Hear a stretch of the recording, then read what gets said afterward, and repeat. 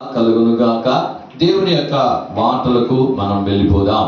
దేవుని యొక్క మాటలు మనం వెళ్ళిపోదాం. మత్తయి రాసిన సువార్త 9వ అధ్యాయము మనం తీసుకొని 34, 35, 36వ వాగ్దాన వచనాన్ని మనం చదువుకుంటాం. మత్తయి రాసిన సువార్త 9వ అధ్యాయము 34 నుండి 36 వరకు మనం చదువుకుంటాం. అయితే పరిసయ్యులు ఇతడు దయ్యముల అధిపతి వలన దయ్యములను వెళ్ళగొట్టుచున్నాడని చెప్పిరి. యేసు వారి సమాజ మందిరములలో బోధించుచు రాజ్య సువార్త ప్రకటించుచు ప్రతి విధమైన రోగమును ప్రతి విధమైన వ్యాధిని స్వస్థపరచుచు సమస్త పట్టణముల యందును గ్రామముల యందును సంచారము చేసెను. ఆయన సమూహములను చూచి వారు కాపరి లేని గొర్రెల వలె విసికి చెదరి ఉన్నందున వారి మీద కనికరపడి. హల్లెలూయా. కాబట్టి దేవుని నామానికి మహిమ కలుగును గాక. యేసయ్య ఈ లోకములో ఆయన జీవించిన సంవత్సరములలో, ఆయన పరిచర్య చేసిన దినములలో ఆయన చెప్పినటువంటి మాటలు. ఈరోజు దేవుని యొక్క మాటలు ఏమిటంటే, దేవుడు ఈ లోకాన్ని ఎలా చూస్తున్నాడు. హల్లెలూయా. ఈరోజు టాపిక్ ఏమిటంటే, దేవుడు ఈ లోకాన్ని ఎలా ఆయన చూస్తున్నాడు. లోకం అంటే మట్టి కాదు, ఈ లోకం అంటే మనుషులు. అంటే దేవుడు ఈ ప్రపంచంలో ఉన్న మనుషులందరినీ ఆయన ఎలా చూస్తున్నాడు. ఈరోజు నువ్వు మనుషులను ఎలా చూస్తున్నావు అది వేరే విషయం. కానీ దేవుడు ఈ లోకములో ఉన్న మనుషులను ఎలా చూస్తున్నాడు, ఈరోజు మనం దానిని తెలుసుకోబోతున్నాం. దేవుని చిత్తం అయితే దేవుడు సంఘాన్ని ఎలా చూస్తున్నాడో అలా నువ్వు కూడా చూడాలి. దేవుడు ఈ లోకంలో ఉన్న మనుషులను ఎలా చూస్తున్నాడో అలా నువ్వు చూడాలి. దేవుని చిత్తం ఆ తర్వాత దేవుడు విశ్వాసులను ఎలా చూస్తున్నాడు, దేవుడు సేవకులను ఎలా చూస్తున్నాడు అనే దాని మీద మనం చూద్దాం. ఈరోజు దేవుడు లోకమును ఎలా చూస్తున్నాడు అంటే, లోక మనుషులు, నువ్వు లోక మనుషులను ఎలా చూస్తున్నావు. నీవు చూసే విధంగా కాదు, కానీ యేసయ్య లోకాన్ని ఎలాగైతే చూస్తాడో నువ్వు కూడా అలా చూడాలా. హల్లెలూయా. దేవుడు ఎవరినైతే ఎలా చూస్తాడో, సంఘాన్ని ఎలా చూస్తున్నాడో అలా నువ్వు చూడాలా. సేవకుణ్ణి దేవుడు ఎలా చూస్తున్నాడో అలా నువ్వు చూడాలా. విశ్వాసులను దేవుడు ఎలా చూస్తున్నాడో అలా నువ్వు చూడాలా. ఈరోజు మనము స్పష్టంగా ఒక మాట తెలుసుకోబోతున్నాం. దేవుడు లోకాన్ని అంటే లోకంలో ఉండే ప్రజలను ఎలా చూస్తున్నాడు. హల్లెలూయా. మనం చూసేటప్పుడు మనం ఏం చూస్తామో వాళ్ళ పై రూపాన్ని చూస్తాం. అందుకే 1 సాముయేలు 16:7లో ఆ సాముయేలు గారు వెళ్ళి దేవుని యొక్క ఆ యొక్క ఇశ్రాయేలుకు రాజుగా అవ్వడానికి వరకు ఎవరైతే చూస్ చేసుకోవాలో వెళ్ళినప్పుడు మొదటి కుమారుడు వచ్చాడు. మంచి బాగా ఎత్తుగా బాగా కండబలంతో ఉన్నాడు. ఓహో, ఇతడే ఇశ్రాయేలుకు రాజుగా ఉంటాడని సాముయేలు అనుకున్నాడు. కానీ దేవుడు చెప్పాడు అతడు కాదు. ఒక మాట చదువుకుంటామా? సాముయేలు గ్రంథం, 1 సాముయేలు గ్రంథం 16వ అధ్యాయము 7వ వాగ్దాన వచనము. అయితే యెహోవా సాముయేలుకు ఇలాగ సెలవిచ్చెను, అతని రూపమును అతని ఎత్తును లక్ష్య పెట్టకము. మనుషులు లక్ష్య పెట్టు వాటిని యెహోవా లక్ష్య పెట్టడు. నేను అతన్ని త్రోసివేసి ఉన్నాను. మనుషులు పై రూపములను లక్ష్య పెట్టుదు. చూడండి, మనుషులు ఏం చూస్తారంట? పై రూపములను లక్ష్య పెట్టుదురు. యెహోవా హృదయమును లక్ష్య పెట్టును, కానీ యెహోవా హృదయమును లక్ష్య పెట్టును. మనం ఏం చేస్తామంటే పై రూపాన్ని చూస్తాం, పై కార్యాన్ని చూస్తాం, కానీ దేవుడు అలా చూడడంట. హల్లెలూయా. కాబట్టి నీ యొక్క చూపును నువ్వు మార్చుకోవాలి ఈరోజు. హల్లెలూయా. నీ చూపును మార్చుకోవాలా. నువ్వు ఎలా చూస్తున్నావు అనేకులను, నువ్వు ఎలా చూస్తున్నావు అన్యులను, నువ్వు ఎలా చూస్తున్నావు ఈ లోకంలో ఉన్న ప్రజలను, అలా చూడమాక నువ్వు దేవుడు ఎలా చూస్తున్నాడో అలా నువ్వు కూడా చూడాలా. హల్లెలూయా.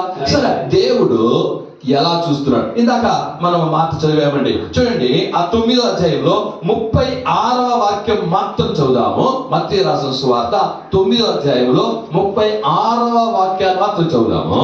ఆయన చూడండి, సమూహములను చూచి, అంటే చాలా మంది వచ్చారు యేసయ్య దగ్గరకు.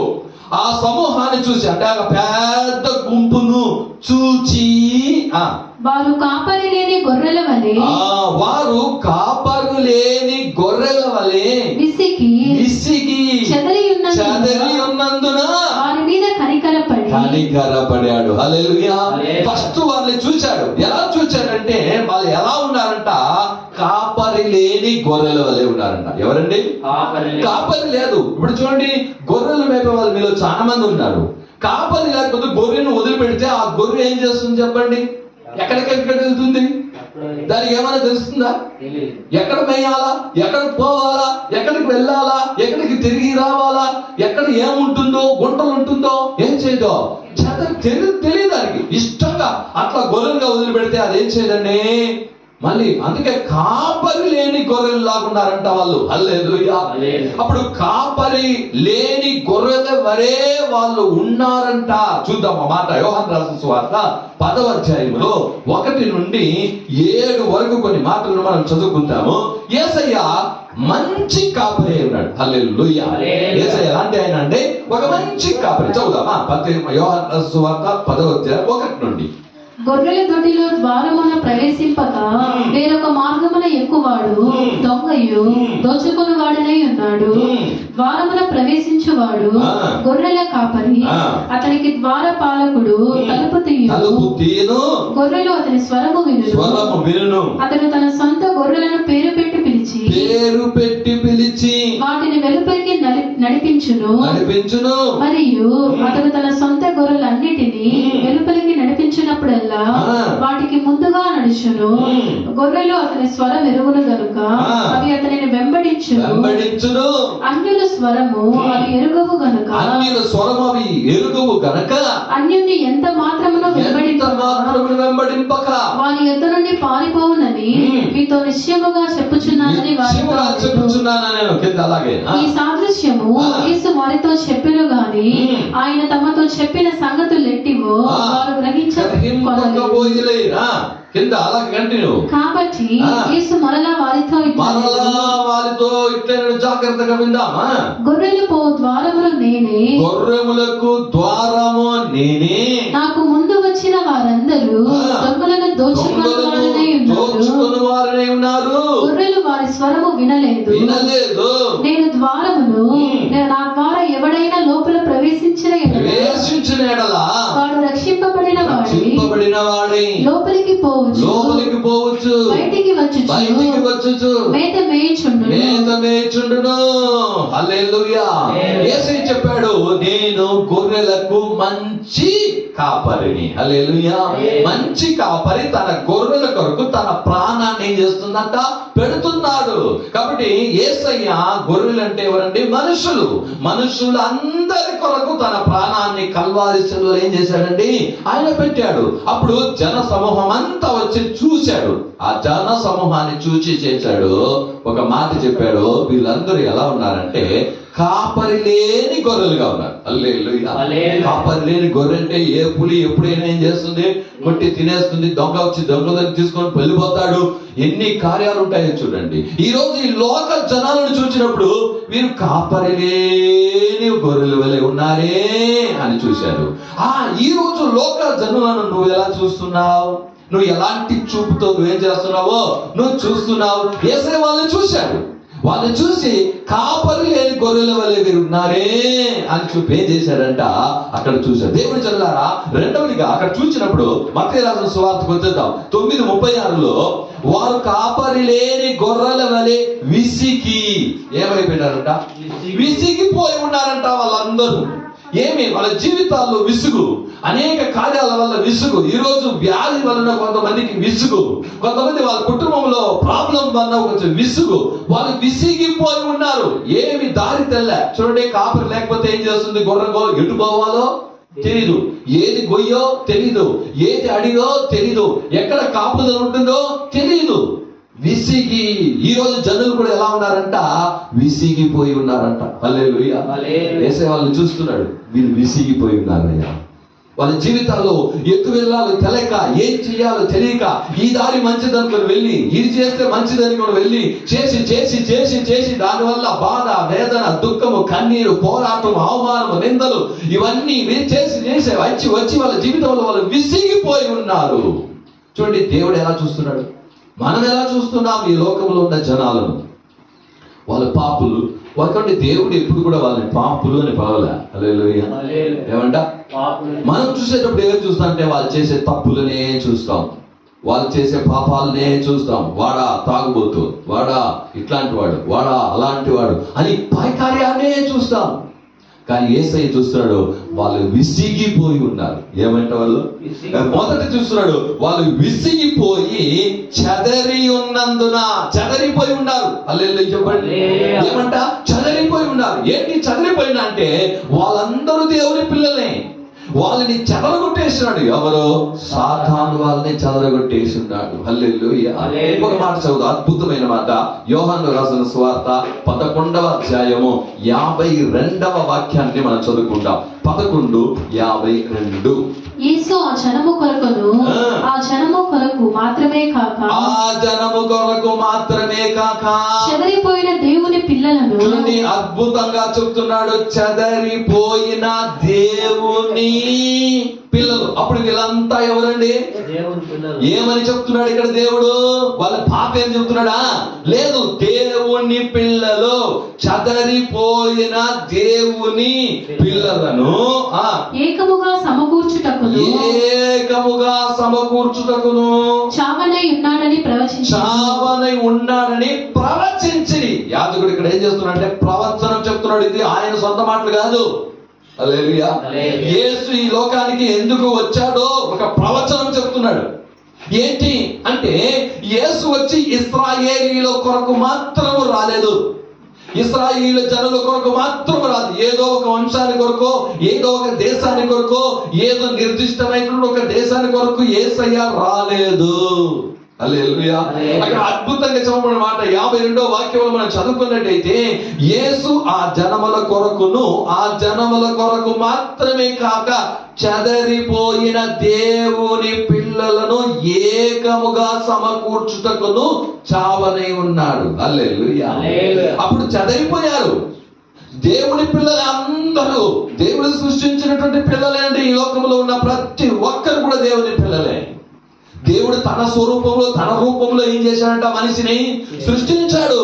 ఆ మనిషిలో వచ్చిన ప్రతి ఒక్కరూ ఆయన స్వరూపంలోనే పుడుతూ ఉన్నారు. వాళ్ళందరూ నువ్వు ఎలా చూస్తున్నావు ఈ లోకంలో ఉన్న జనాలను? దేవుడు ఎలా చూస్తున్నాడంటే మాట చెప్తున్నాడు, దేవుని పిల్లలు. హల్లెలూయా. ఈరోజు మనం అందరూ యేసుక్రీస్తుని ఎరిగి రక్షించబడి బాప్టిజం చేసుకుని సంఘంలో వచ్చిన వాళ్ళు మాత్రం కాదు దేవుని పిల్లలు.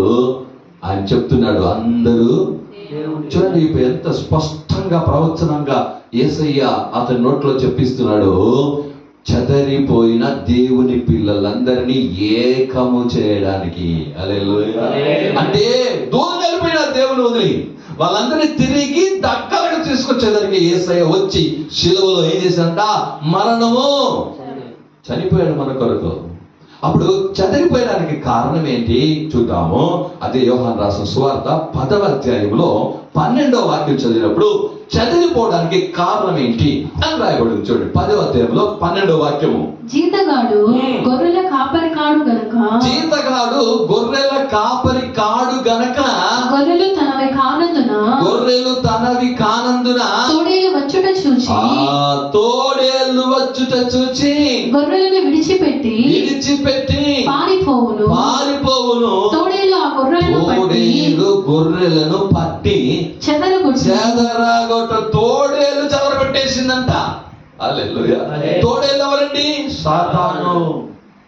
సాతాను వచ్చి పాపం నిమిత్తంగా దేవుని దగ్గర నుండి చెదరగొట్టేశాడు.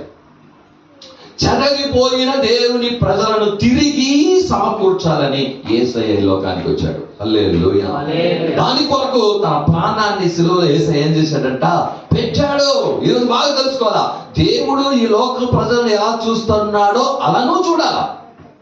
నీ ఇష్టం వచ్చినట్టు నువ్వు చూడకూడదు. దేవుని చిత్తమైతే దేవుడు సంఘాన్ని ఎలా చూస్తున్నాడో అలా నువ్వు చూడాలి. కొంతమంది సంఘాన్ని ఎలా చూస్తున్నాడంటే ఏదో టైం పాస్ లాగా, సమయం ఉంటే వస్తా, సమయం లేకపోతే లేకపోతే అలా కాదు.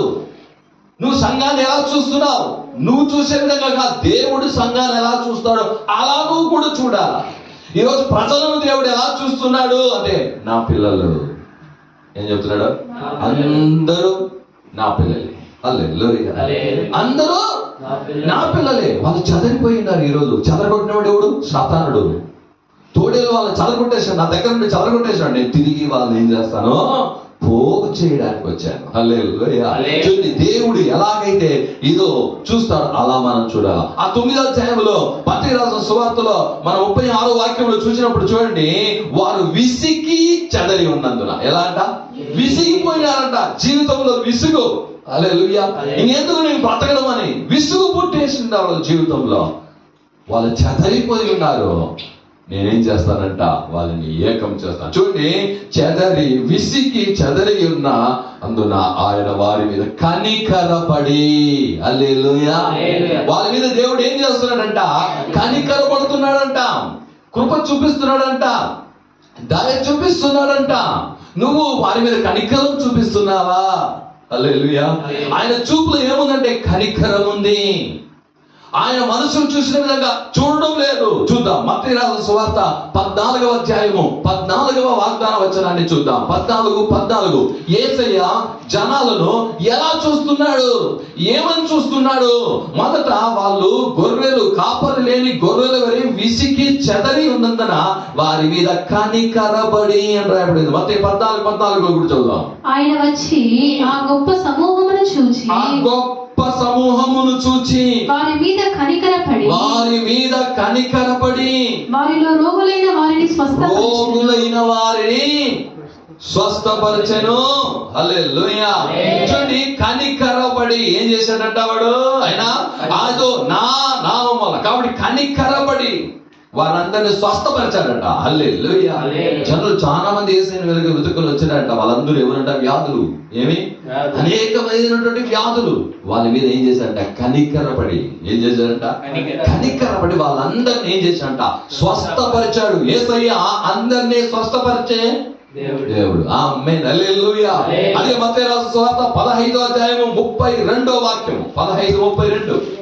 అంతటా యేసు తన శిష్యులను పిలిచి ఈ జనులు నేటికి 3 దినములు ఉండి నా యొద్దనున్నారు, వారికి తిన ఏమీ లేదు గనుక వారి మీద కనికరపడుచున్నాను. 3 రోజులు అయిందంట యేసయ్య మాటలు వింటూనే ఉండిపోయినారు అక్కడ. హల్లెలూయా.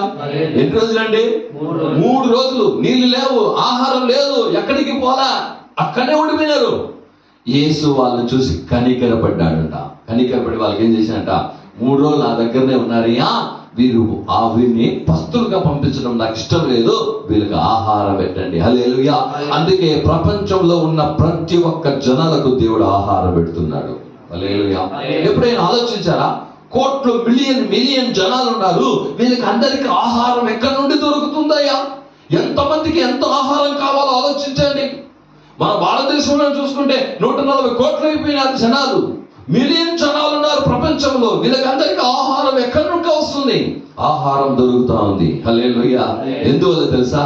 సృష్టించిన దేవుడు తన పిల్లలు పస్తుగా ఉండడం ఆయనకి ఇష్టమో అందరినీ పోషిస్తున్నాడు. హల్లెలూయా. అట్లయితే నువ్వు చెప్తున్నావు పాస్టర్, అట్లయితే చాలా దేశాల్లో ఈ రోజుల్లో కరువు ఉన్నాయి కదా, వాళ్ళకి ఆహారమే దొరకడం లేదు, గంజి తాగుతున్నారు. ఇలాంటి పరిస్థితులు కొంతమంది ఉన్నారే, కొన్ని దేశాలు ఉన్నాయి, కొన్ని కార్యాలు ఉన్నాయంటే దీనికి కారణం ఏమంటే సంపన్న దేశాలు ఏదైతే ఉన్నాయో వాళ్ళకి ఆహారం పెట్టాలా. హల్లెలూయా. ఇది సంపన్న దేశాలు, డబ్బులు ఎక్కువగా ఉన్న దేశాలు ఉన్నాయి చూడు, అవి ఏం చేయాలా? వాళ్ళకు కనీస ఆహార కార్యాలు ఏం చేయాలా? వాళ్ళు దర్శించాలా అని రాయబడి ఉంది. కాబట్టి దేవుని జనులారా, కనికరపడి వాళ్ళకి ఏం చేశాడంట? ఆహారం ఇచ్చాడు. చూద్దాం, మత్తయి రాసిన సువార్త 20వ అధ్యాయము 34వ వాగ్దాన వచనం చదువుదాం. 20లో 34వ వాక్యం. కాబట్టి యేసు కనికరపడి వారి కన్నులు ముట్టెను. వెంటనే వారు దృష్టి పొంది వారు దృష్టి పొంది ఆయన వెంట వెళ్ళింది. హల్లెలూయా. కన్నులు చూపు లేని వారు యేసయ్య వెనకాల వచ్చినప్పుడు వారి మీద కనికరపడ్డాడంట. హల్లెలూయా. కనికరపట్టి చేయి పెట్టి ముట్టి వారి కన్నులను తెరవజేశాడు యేసయ్య. ఈ లోకపు జనాలను నువ్వు ఎలా చూస్తున్నావు? ఎలాంటి వారు మనం చూసినప్పుడు ఏం చేస్తాడు? వాళ్ళ కొరతను చూస్తాం. ఏం చేస్తాం? వాళ్ళ కొరతను చూస్తాం, వాళ్ళ కార్యాలు చూస్తాం. యేసయ్య దగ్గరకు వచ్చినప్పుడు ఆయన కనికరపడి ఆయన అద్భుతం చేశాడు. స్వస్థపరిచాడని చూసాము, ఆహారం ఇచ్చాడని చూస్తాం, వారి కన్నులను తెరవజేశాడని చూసాం. మార్కు రాసిన సువార్త 1వ అధ్యాయము 41వ వాక్యాన్ని కూడా చదువుకుంటాం. మార్కు రాసిన సువార్త 1వ అధ్యాయము 41.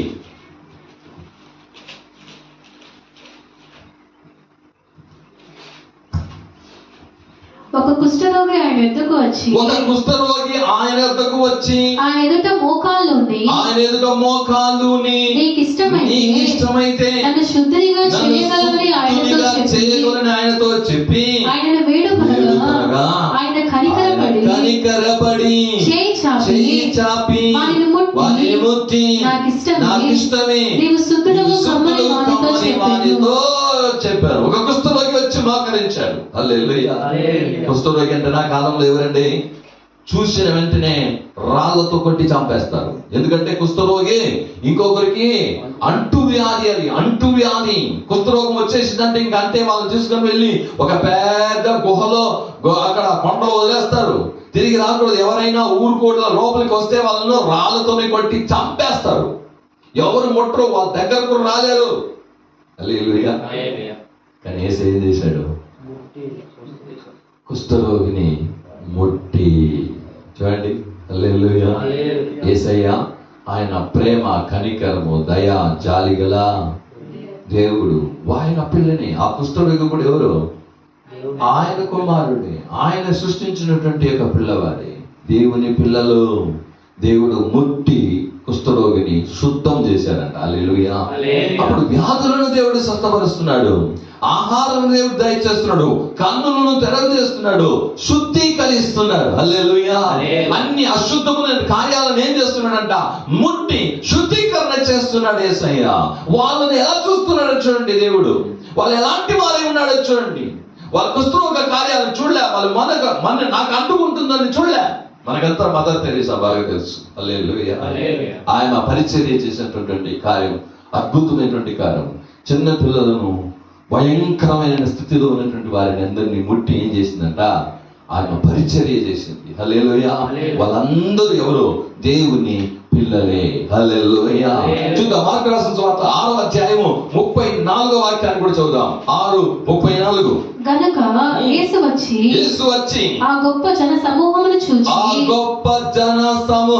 చూచి వారు కాపరి లేని గొర్రెలై ఉన్నందున వారి మీద కనికరపడి వారికి అనేక సంగతులను బోధింపసాగలు. ఇదే మేము చేస్తున్నాం.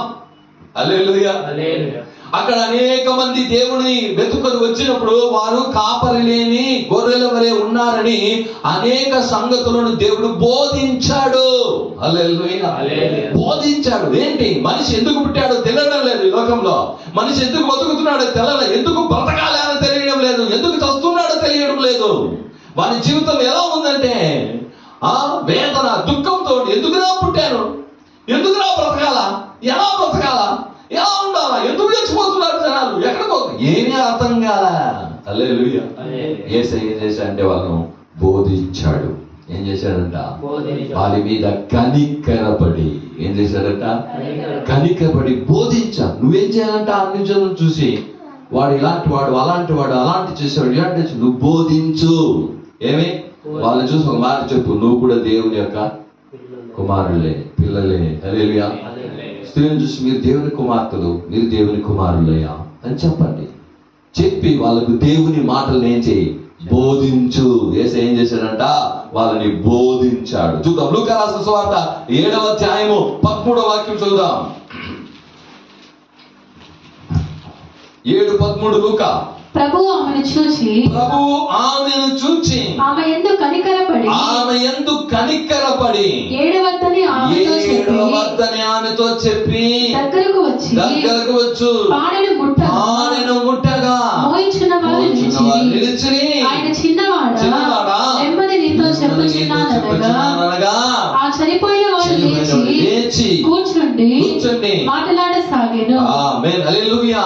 యేసు ఒక గ్రామానికి వెళ్తుంటారు. ఒక పాడెను మోసుకుంటూ వస్తుంటే అక్కడ ఒక విధవరాలు ఏడుస్తూ వస్తున్నది. హల్లెలూయా, ఏడుస్తూ వస్తున్నది. యేసయ్య వెళ్ళి వెంటనే అమ్మా ఏడవద్దు, ఏడవద్దు అని చెప్పి ఎందుకొరకు ఏడుస్తున్నదో దేవునికి తెలుసు కాబట్టి ఆ యవ్వనస్తుడు ఒకే కొడుకు, భర్త కూడా లేదు, ఇంకా కొడుకే చూసుకుంటాడు.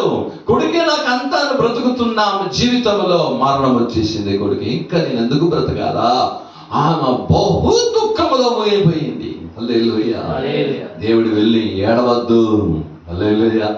యేసయ్య వాళ్ళని చూసి ఏం చేస్తున్నారు? ఈ రోజు చాలా మంది ఈ లోకంలో ఏడుస్తూ ఉన్నారు. వాళ్ళ జీవితంలో జరుగుతున్న కార్యాలకు కన్నీళ్లు కారుస్తున్నారు. కాబట్టి ఏడవద్దని చెప్పి పాడెను ముట్టి ఆయన ఏం చేశాడు? తిరిగి బ్రతికించాడు. హల్లెలూయా. యేసు వాళ్ళని చూడడం, కార్యాలు చూడండి ఎలా చూస్తున్నావు. ఈరోజు నీవు లోకంలో ఉన్న జనాలను ఎలా చూస్తున్నావు? వాళ్ళు ఎలాంటి వారిని చూస్తున్నావు? పాపులను చూస్తున్నావా? పనికిరాని వారిని చూస్తున్నావా? ఇంకేమైనా చూస్తున్నావా? వాళ్ళు చేసే కార్యాలను చూస్తున్నావా?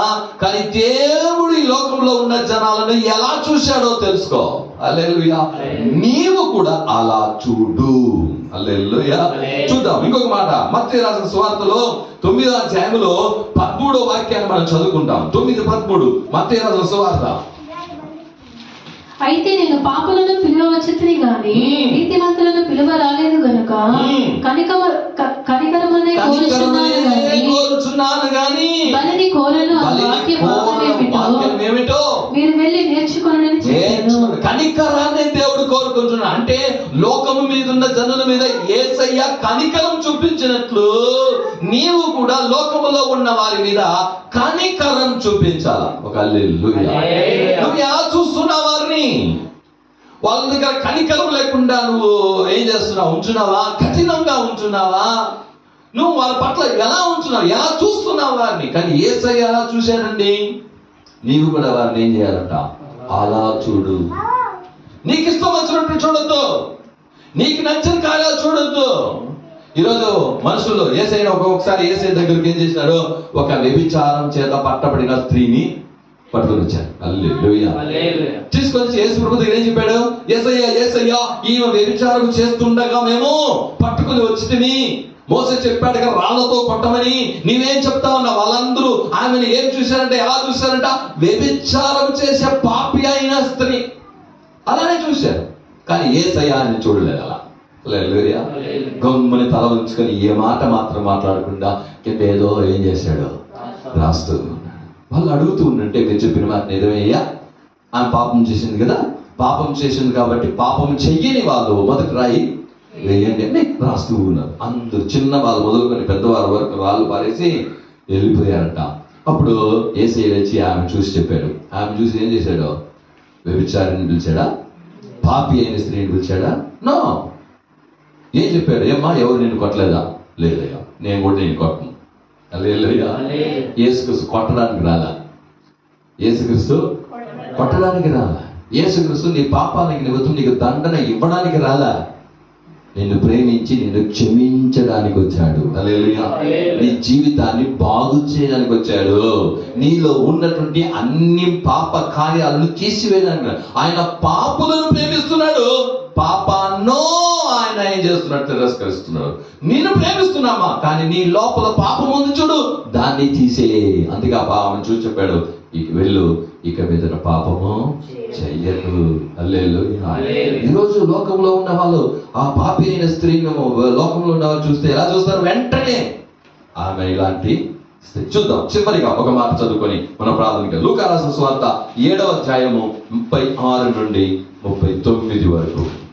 పరిసయ్యులలో ఒకడు తనతో కూడా భోజనము చేయవలనని ఆయన అడిగాను.